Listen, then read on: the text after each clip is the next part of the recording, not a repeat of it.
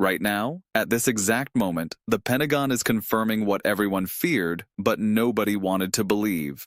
Iranian hypersonic missiles have just struck Al Udeid Air Base in Qatar, the largest American military installation in the Middle East, home to over 11,000 U.S. personnel, and the forward headquarters of U.S. Central Command. Iran's Islamic Revolutionary Guard Corps announced the strike 30 minutes ago, claiming direct hits on runways and command facilities. U.S. Central Command posted on social media 18 minutes later stating casualties are being assessed and defensive measures are active. Two contradictory narratives. One from a regime that just crossed the most dangerous red line in modern Middle Eastern military history. One from the United States military command responsible for all American forces across 20 countries. The next 72 hours will determine whether this becomes a contained crisis or the opening salvo of the largest regional war since 1991. Let me walk you through exactly what happened, because the timeline reveals calculated escalation designed to maximize strategic impact while creating plausible deniability windows. At 08:47 hours local time on Tuesday, March 3, 2026, radar installations at Al Udeid detected multiple inbound ballistic missile trajectories originating from southwestern Iran near the city of Shiraz. The missiles followed depressed trajectories staying below 50,000 feet altitude, a signature characteristic of hypersonic glide vehicles designed to evade traditional ballistic missile defense radars optimized for high-altitude intercepts. At 08:51 hours, 4 minutes after initial detection, impact occurred at 3 separate locations across the sprawling Al Udeid complex. The first missile struck runway 01 left approximately 1,200 meters from the main terminal, creating a crater estimated at 15 meters diameter and destroying a 200-meter section of concrete. The second missile hit a parking apron near Hangar 7 where KC-135 refueling tankers stage for operations, with initial reports indicating at least 2 aircraft suffered significant damage. The third missile impacted open desert approximately 3 kilometers north of the base perimeter, suggesting either a miss or a deliberate warning shot demonstrating capability without maximizing casualties. No fourth impact has been confirmed, raising questions about whether all announced missiles actually launched or if one was intercepted during terminal phase. At 09:03 hours, 12 minutes after impact, Al Udeid's base commander activated the installation's highest alert status and ordered all personnel to hardened shelters. At 09:19 hours, U.S. Central Command issued its first public statement acknowledging the attack and confirming American forces were responding. At 09:34 hours, Iran's Islamic Revolutionary Guard Corps released a statement through its official Telegram channel claiming the strike utilized Fatah-2 hypersonic missiles and represented retaliation for alleged American intelligence support to anti-regime protests in Tehran. The IRGC statement specifically mentioned strikes against Qatar, United Arab Emirates, Bahrain, and Kuwait, though no impacts have been confirmed at American installations in those other countries, suggesting either failed launches, successful intercepts, or deliberate exaggeration to amplify psychological impact. At 10:15 hours, Qatari state media confirmed explosions near Al Udeid, but provided no casualty information. At 10:47 hours, the Pentagon press secretary gave an emergency briefing confirming the attack, stating damage assessment was ongoing and promising a proportional response at a time and manner of American choosing. To understand why this represents an unprecedented escalation, you need to understand what the Fatah-2 hypersonic missile actually is and why American defense planners have feared this exact scenario for 3 years.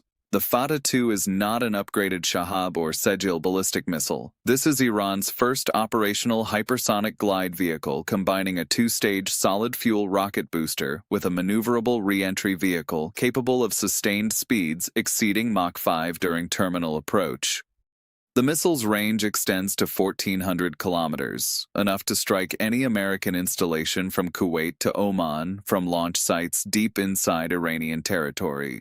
But range isn't what makes Fatah-2 dangerous. What makes it dangerous is the hypersonic glide vehicle's ability to maneuver during descent, altering trajectory in ways that defeat intercept calculations designed for predictable ballistic paths. Traditional Patriot and THAAD missile defense systems track incoming threats by calculating where they will be based on current trajectory and velocity. Hypersonic glide vehicles break this calculation by changing direction during terminal phase, forcing defensive systems to react rather than predict. American missile defense at Al Udeid consists primarily of Patriot PAC-3 batteries optimized for aircraft and cruise missiles, with some capability against ballistic missiles following predictable trajectories. Against maneuvering hypersonic glide vehicles, intercept probability drops from 70% to perhaps 30% depending on atmospheric conditions and approach angle. Iran has tested the Fatah-2 4 times since its announcement in June 2023, with 2 successful tests, 1 partial failure and 1 complete failure. Western intelligence assessed the system wouldn't achieve operational status until late 2026 at earliest. This attack suggests either intelligence was wrong or Iran accelerated deployment, accepting higher failure risk to achieve strategic surprise. The fact that at least 3 missiles apparently reached their targets indicates the system works well enough to pose genuine threat even if reliability remains incomplete. This matters because Iran's previous ballistic missile arsenal consisted entirely of liquid-fueled Shahab variants and solid-fueled Sejil missiles that follow ballistic trajectories easily tracked and often intercepted. The Fatah-2 represents qualitative leap in capability that fundamentally changes the risk calculus for American forces operating within 1,400 kilometers of Iranian territory, which means every major American installation from Qatar to Diego Garcia now sits inside the threat envelope. The strategic significance extends beyond the technical capabilities of one weapon system. This strike represents Iran's first direct attack on American military infrastructure using advanced missile technology during peacetime conditions without provocation beyond ongoing tensions. Iran has attacked American interests repeatedly over the past 4 decades through proxy forces, maritime harassment, and cyber operations. Iran has fired missiles at American bases in Iraq following the January 2020 Soleimani assassination. But that came after America killed Iran's most senior military commander, creating clear provocation that somewhat justified retaliation under international norms. This strike comes amid relatively stable, albeit tense, bilateral relations with no immediate triggering incident beyond the general state of hostility that has existed since 2018. Iran's stated justification, citing American intelligence support to protests, is vague enough that it could apply at any time, essentially claiming a right to strike American forces whenever Tehran perceives interference. This represents a fundamental shift in Iran's willingness to directly confront American military power, rather than limiting actions to proxy warfare and gray zone operations. From Iran's perspective, this strike serves multiple strategic objectives that make sense according to their own calculus, even though it appears recklessly escalatory from an American viewpoint. First, the attack demonstrates capability. Iran has spent billions developing advanced missile technology, but capability means nothing if adversaries don't believe you'll use it. By actually launching operational hypersonic missiles at the most important American base in the region, Iran proves these systems aren't just parade weapons, but actual military tools it's willing to employ. Second, the strike tests American resolve. The incoming Trump administration has threatened massive retaliation against Iranian aggression, but hasn't yet faced a genuine test. Iran is probing whether Trump's rhetoric translates to action or whether domestic political constraints and global economic concerns might limit America's response. Third, the timing coincides with ongoing negotiations between Iran and several Gulf states about regional security arrangements that would reduce American involvement. By demonstrating its ability to strike American bases protecting Gulf monarchies, Iran reminds those governments that American security guarantees may prove insufficient against Iranian missile capabilities, potentially accelerating their interest in accommodation with Tehran. Fourth, domestically, the strike plays as strong response to alleged American interference in recent protests, boosting the regime's nationalist credentials among hardliners who view compromise as weakness. According to Dr. Afshan Ostavar, Associate Professor of National Security Affairs at the Naval Postgraduate School and author of Vanguard of the Imam, Religion, Politics, and Iran's Revolutionary Guards, the attack reflects internal Iranian political dynamics as much as external strategic logic. In his assessment provided to the Institute for the Study of War this morning, Ostavar argues that Supreme Leader Khamenei faces pressure from IRGC hardliners who view recent diplomatic overtures as capitulation and demanded kinetic action to demonstrate Iran's refusal to be intimidated. The missile strike satisfies hardliner demands for confrontation, while the limited scope and uncertain casualty count provide potential off-ramps for de-escalation if Iran chooses to claim the action as warning rather than opening attack. Dr. Bilal Saab, Senior Fellow and Director of the Defense and Security Program at the Middle East Institute, offers complementary analysis emphasizing Iran's belief that conventional military deterrence against the United States remains possible despite massive capability imbalance. Saab argues Iran views its missile arsenal as equalizer that imposes unacceptable costs on American regional presence, making occupation or regime change operations prohibitively expensive even if America would ultimately prevail in full-scale war. In this framework, periodic demonstrations of capability become necessary to maintain deterrent credibility. From the American perspective, this attack creates impossible policy choices with no good options. Strike Iran and risk wider regional war that could draw in Russia, China, and multiple Middle Eastern states while spiking oil prices and crashing global markets. Don't strike Iran and appear weak, emboldening further attacks while undermining security commitments to Gulf allies who provide bases specifically because they trust American protection. The Trump administration inherits this crisis just 43 days into its term without fully established policy frameworks or confirmed senior defense officials in all key positions. National Security Advisor Michael Waltz and Secretary of Defense Pete Hegseth must coordinate response during their first major international crisis, while managing an unpredictable president whose public statements often contradict carefully crafted strategic messaging. Intelligence assessments suggest Iran calculated this timing precisely, betting that a new administration lacking established crisis management procedures would respond less effectively than a seasoned team. The historical precedent most relevant to current circumstances is the January 2020 crisis following the Soleimani assassination, but the dynamics differ in critical ways. In that crisis, America struck first by killing Iran's most senior military commander, and Iran's retaliation targeted American forces in Iraq with advance warning that allowed evacuation and minimized casualties.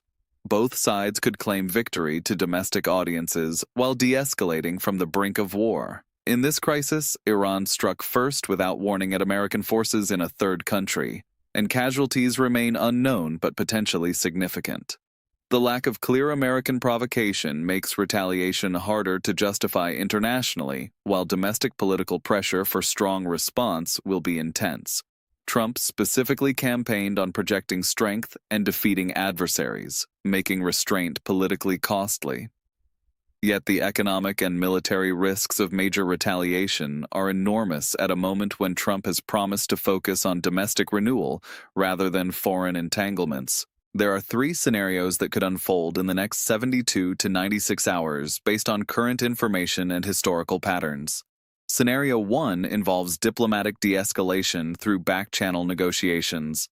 In this pathway, which I assess at 30% probability, both sides use indirect communication through Swiss or Omani intermediaries to establish red lines and craft face-saving narratives that allow de-escalation. Iran would need to signal privately that no further attacks are planned, and the strike represented bounded retaliation for specific grievances rather than open-ended campaign. America would need to conduct limited symbolic retaliation against low-value targets like empty IRGC facilities or naval assets, while avoiding strikes on Iranian territory proper or leadership targets.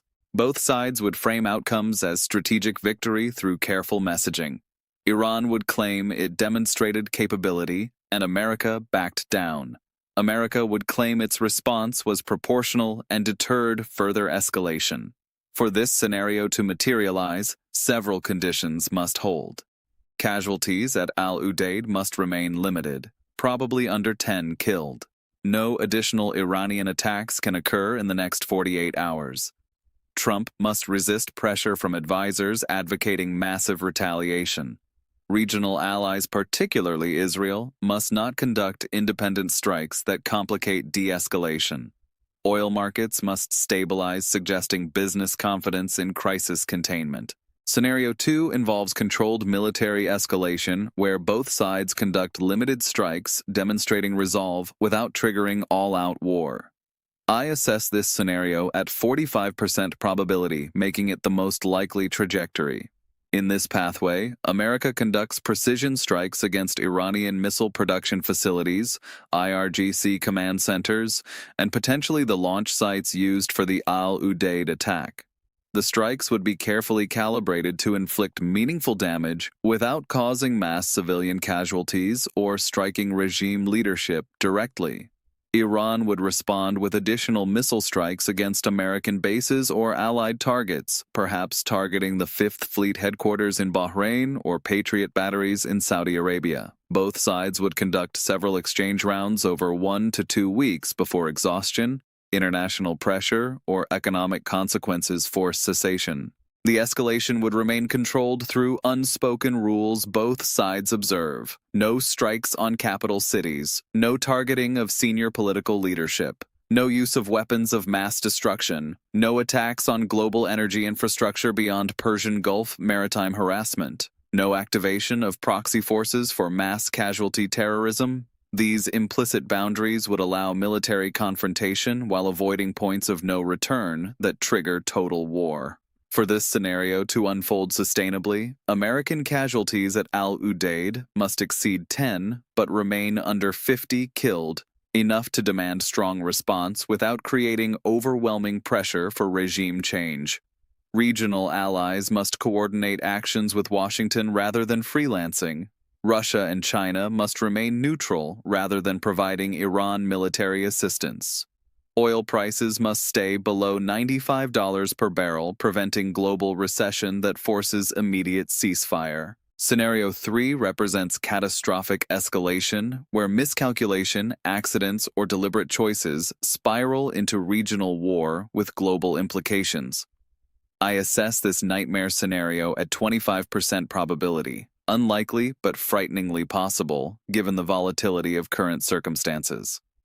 In this pathway, American casualties at Al Udeid exceed 50 killed, including senior officers, creating overwhelming domestic pressure for massive retaliation. Trump orders strikes on Iranian nuclear facilities, regime leadership compounds in Tehran, and comprehensive degradation of Iran's missile arsenal and command infrastructure.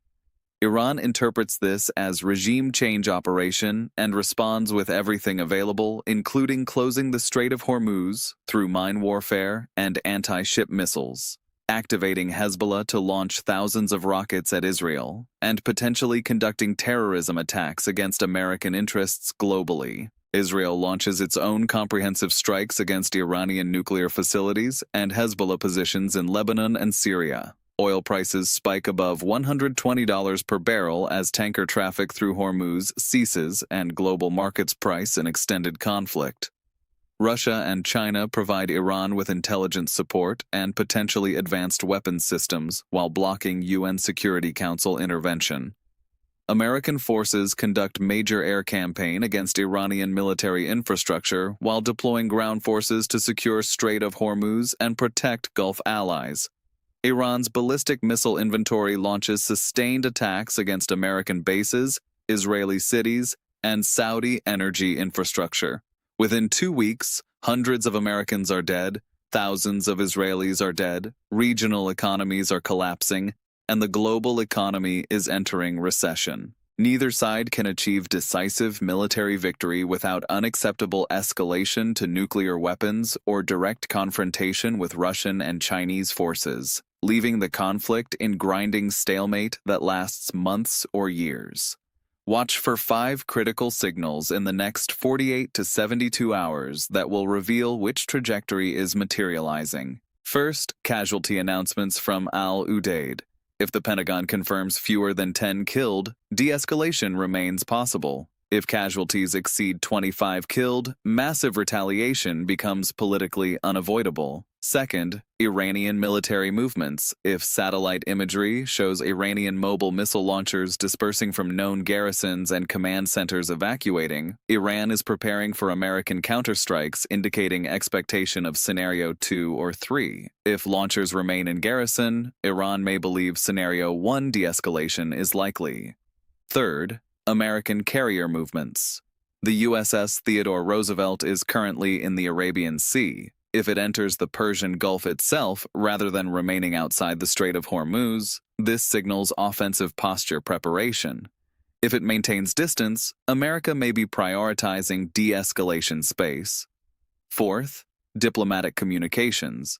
If Switzerland or Oman announce they're facilitating talks, Scenario 1 remains viable. If those channels stay silent for 72 hours, diplomatic track is failing. Fifth, Israeli actions. If Israel conducts strikes against Iranian assets in Syria or Lebanon in the next 48 hours, Tel Aviv is betting on Scenario 2 or 3 escalation and positioning for advantage. If Israel stays quiet, Netanyahu may be deferring to Washington's crisis management.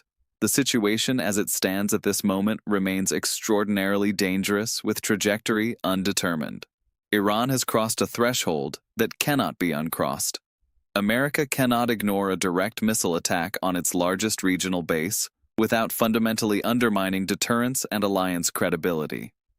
Yet the costs of major retaliation are staggering at a moment when the global economy remains fragile and American public opinion opposes new Middle Eastern entanglements.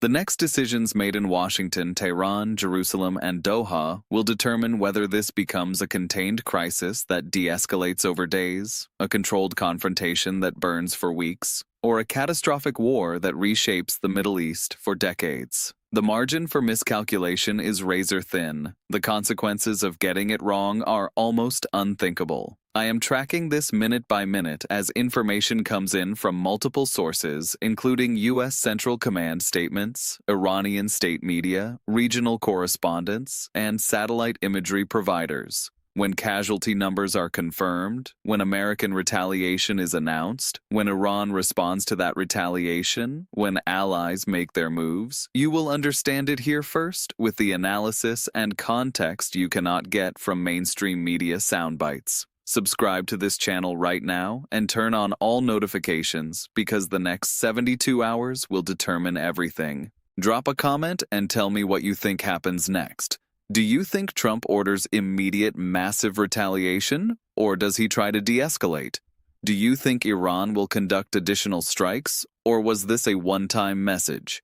Do you think we're closer to war today than we were yesterday? I read every comment and I want to know what you're seeing from your perspective. The missiles have been fired. American forces are under attack. Casualties are being counted at this exact moment. The clock is ticking. The decisions being made right now in the Oval Office, in the Supreme Leader's compound in Tehran, in military command centers across the region will determine whether we wake up tomorrow to headlines about successful de-escalation or the beginning of the war everyone has feared for 40 years. Thanks for watching. Stay informed. The next 72 hours will determine everything.